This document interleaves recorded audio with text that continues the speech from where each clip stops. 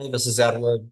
I wanted to record another video today about deal flow, particularly reaching out to brokers and then reaching out to businesses yourself to potentially buy them out, right? So I'm going to talk about it today.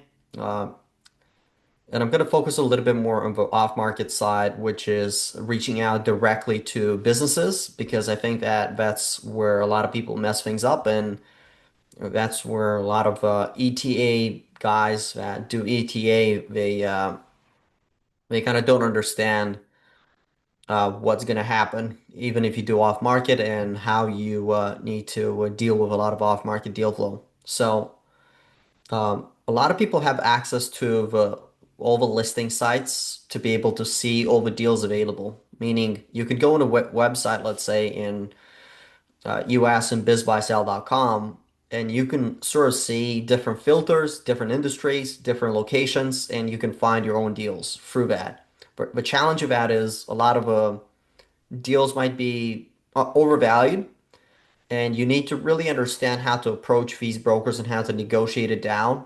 You need to be very qualified financially to be able to even do that. So some buyers are not able to get through some of these people.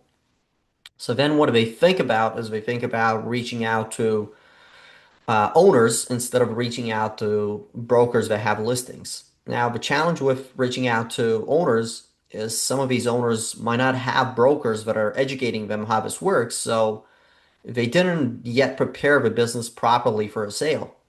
Maybe they don't have financials as clean, maybe they didn't really prepare all these financials for you, so it's going to take longer to be able to get all the data from them. So that's really the more important thing you got to realize when you're reaching out to owners. Sometimes you go on Biz Buy Sell, or you go to a lot of different websites like Biz Buy Sell, and there's an owner selling the company, not necessarily the broker, which is also like a very typical for sale by owner transactions. You're dealing directly with the owner instead of the broker, which can put you in an interesting creative situation as well. You could do a more creative financing situation of some of these people.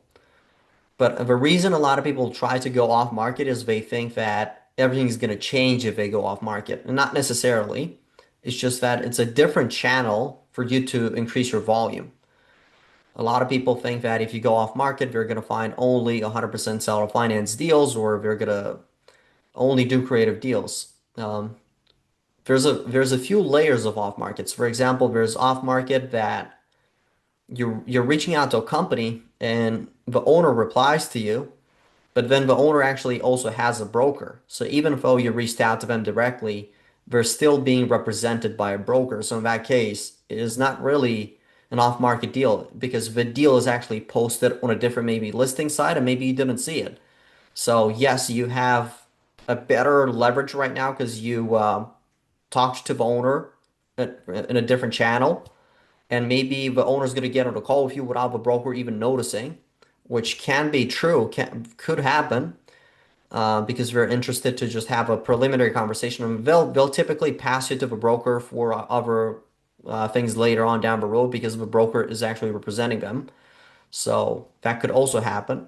Or the owner might just immediately pass you to the broker, might say, hey, look, I have a broker that's representing me, talk to them first. But now you've kind of positioned yourself a little bit differently because you've reached out to them in a different way than usual. You didn't reach out to them as most buyers. So you look a little bit different as a buyer. So that's also important when you're considering off market. The second kind of like niche and off market is that you might reach out to a ton of businesses doing this, and you'll notice that there's owners that don't even have a broker, but they're considering to sell. They might consider to sell now or the next few weeks, or they may want to consider to sell the next few months or years. So there's going to be a few layers of these people that you're building these relationships with, and you're educating them how to request financials from them, what this is, how this is going to work out, how a sale typically works, and so forth. So you're spending more time in educating these sellers. That's the caveat with off-market deal flow. And it could work um, in your favor because you're doing a lot of this heavy lifting. You might get into a more trustworthy situation, they could trust you a lot more and they could accept terms and conditions that they're not going to accept when they already have a broker, when they've been educated by the broker. There's this particular listing agreement with them. There's a purchase price there. If a broker wants to also make money, so they're not going to change that very quickly, right? Now, the most important thing with off market is understanding how to scale it and is understanding that the only real channel you have with off market is you need to really understand how to source data of businesses, which can be done with different companies. There's Clay.com, there's Apollo.io, there's different sorts of companies that would provide you data of contacts like emails of owners in different industries based on NAIC codes or based on different statistical codes in that economy or that business environment. It could be in Canada, US, or different markets. And you need to find the data. And then you need to find a tool that is going to email all that data, all these owners, to scale the process. And the only way I found for closing 50 plus deals off market completely with no brokers involved is that we've scaled it with an infrastructure email. So we've built more domains with more emails, which allowed us to email a lot more companies and follow up with a lot more volume of companies over time. So it's not just depending on uh, emailing 50 emails a day. We've typically done numbers like 300 to 500 emails per day to different industries until we found more relevant people.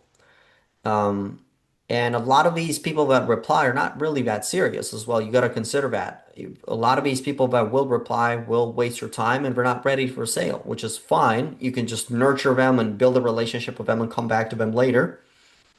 But 20% to 30% out of these people, out of these campaigns, can be very interesting deals that you will buy. And this is where the market is kind of not very consistent with. The market is just relying on a lot of these broker deals, a lot of these surface level deals that everybody's competing on, and they're not willing to put in the effort to build these systems, to automate these systems, to follow up because you need to invest in them. Remember, if you're investing in an infrastructure, you're going to pay 200, 300, $400 a month just on the infrastructure alone to keep it for the next 12 months. So that means you're paying 2, 3, 4K to keep that properly, to be able to be in front of a market or in front of different industries. So you can find somebody that fits you better.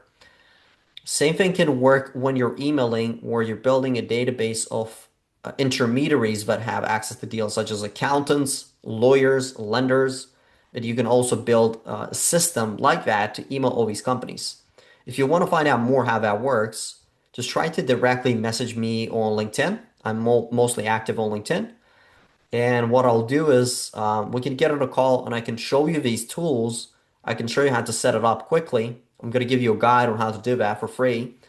And if you want to do it, you can just set it up yourself. Or if you need more consulting, more help, you can work with me. So it's fairly simple, but it actually requires a lot of commitment and it requires a lot of like setting up and optimizing.